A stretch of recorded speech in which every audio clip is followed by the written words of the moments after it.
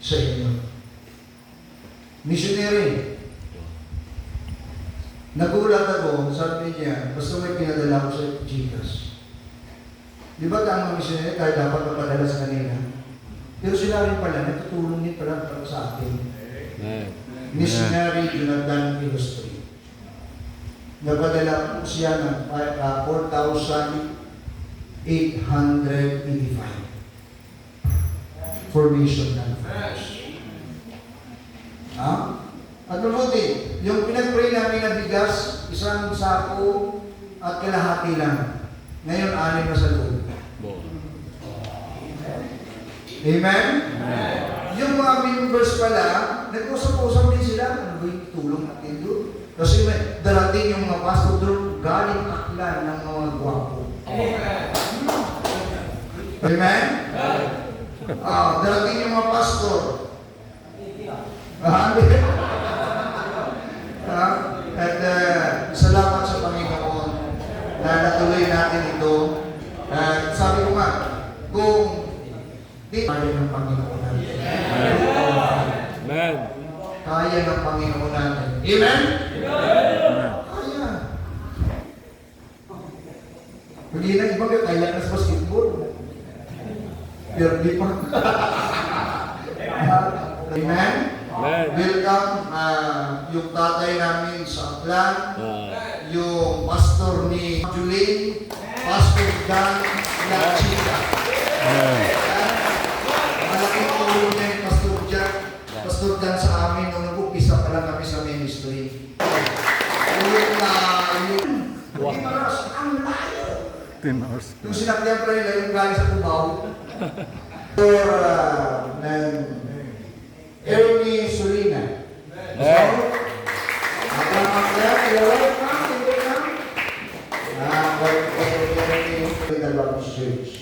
Sa Macau, Halibo. Ang mga alalay, wala mo hindi pa Gister, okay. Itinubig ka pa sa layo na pag-itubig. Aklan, Metropolitan Bible Baptist Ecclesia, Pastor Chagan. Pastor Chagan naman? Sino galing ka? Ito po, Danica. Danica. O, so, di Danica. Kami lalahan. Wow. Guwapo. Pastor, malapit ba dito? Meron ba dito ang ambulance? Pastor Prince Kultugo! Good girls from Aklan. Sa nagligan, nagkakot kami paho na ikulukan, nabulunan siya. Kasi yung tingin niya sa dalawang harap namin, hindi sa amin, yung dalawa, taga-Aklan din pala. Now, ito pa sa Diyos. From, hindi lang siya song, from Northern Iloilo.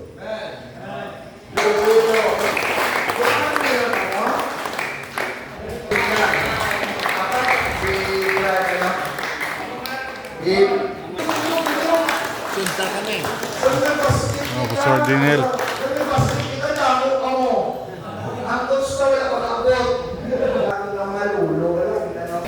Gimara. Gimara.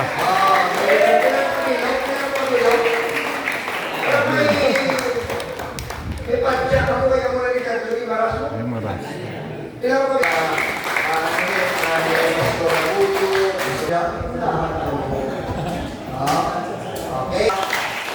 South Sudan, Aklan, Amar, Siyempre, Kalibay, Buhi, actually, budlay at kabuhi sa nalagay sa Diyos na nag-ministry. Kung pwede lang mabawi ang commitment sa Ginoo, masilin na mo yan na hindi na lang. Jadi, ako actually, ito sa totoo, kami mga bataw na gusto, since 2003, until now, wala kaya kaagi yung isuportaran ng isang 5 centavos. Sa Pastor Pagbilis pala. From 2003, but ang Diyos nag-sustain. Amen. Ang Diyos nag-sustain, nag-supply, nasumong 23 years na ang church. Amen. Amen. Hindi ka mapabayag sa inyo. Ang Diyos ni maagi, gusto trayan kanina. Alipunon ka, pakintugod ka sa Diyos kung sino ang Diyos na nakilala mo. Amo ng Diyos na wala pakintug sa imo, sa imo matiin na hindi ka madala. Heaven, kung ano man ang mula sa kabuhi mo. Ha? Dagawali na naman, pag nalato. Hindi ko may brado dito mo. Kaya nga nalusot. Asa sumunod na tingin ko sa pagpangalaga sa inyo. Amen. Amen. Pag ako, crush na rin ako. Wow. Ayos. Ikaw ba eh? Nga importante gani ipahayag natin ang pulong sa inyo. Amen. Amen? Amen. Right ka? Pasensya na.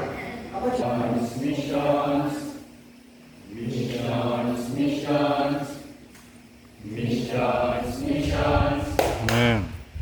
Where is the mission field? We are gold! Hindi para magpakalino, kundi magpatuma sa mga patay, sa mga buhi. Ginpili ng pamilya, pinalitan ang puso niya na tauhan. Ang komportable kapuluyan, ginislan sa paminaw, pag hindi pamilyar na kadutaan. The battle frost of Europe, The scorching heat of Africa. the suffocating tension of restricted Asia. Ang pulong sa Diyos, hindi mapunggan. Amen. Batuod, nga mabudlay ang dalan. May mga gabi na wala sa pagkaon. May mga beses na lubog ang tubig. Kapuluyan na tama kabutay isaran. Mga luha na natulog sa tuwas sa matulungan. Kasubok sa Pinoy kadamay sa anak na nabiling sa Pilipinas. Ang pulong sa Diyos hindi mapunggan. Amen.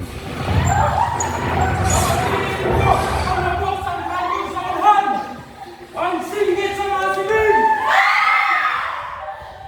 Sa siling pungsod, bawal isambit ang ngalan ni Jesus. Bawal buksan o magpasahod ang Biblia. Ang pulong sa Diyos hindi mapunggan. Sa siling pungsod, bawal isambit ang ngalan ni Jesus. Bawal buksan o magpasahod ang Biblia. Amang sa likod sa tagong ang butika, may mga kamot nga nagakapot, may mga tuhod nga nagaluhod.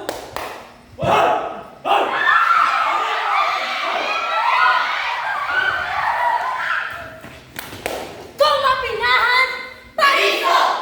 Kung mapinahan, kamatayon! Abang ang pamilya na isa sa kausa ni Kristo.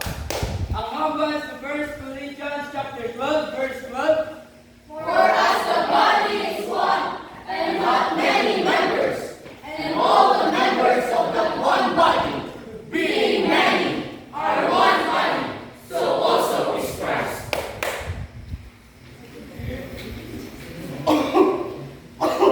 Komisyonaryo ka masakit! Why mulong? Wala hospital! Kundi ang laong lamang sa Ginoo. Natawag sa buang. Pinapatubis na diyan na lugar. Pinapakalain sa rason nga hindi maaligaw. Nga nagkatawagre, ilinawang gusto ang gusto. Apang! Ang pulong sa Diyos hindi mapunggan. Nagalaylay man ang punsod ng atong gihalinan. Ikaw